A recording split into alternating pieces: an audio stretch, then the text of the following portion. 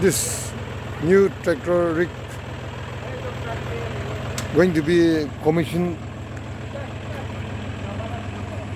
by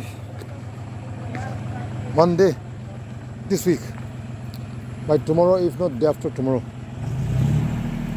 This rig capacity is 750 feet, rotary drilling rig. The rig is equipped with Leyland 5 gear. The rotational speed of this rotary head is maybe around 120 to 150 revolution per minute.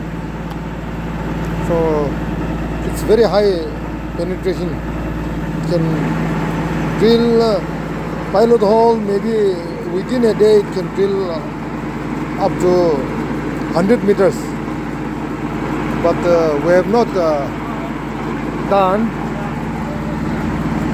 By within 2-3 days we are going to see it and we are going to commission. Without a cutting fluid we are running.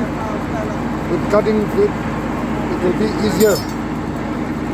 So let's see what will be the result, but we hope that this rig can build 4-inch, 6-inch of 100 meters within 3-4 days. This is city borewell, new mission. Tractor mounted, tractor driven rig. This is a tractor 45 HP.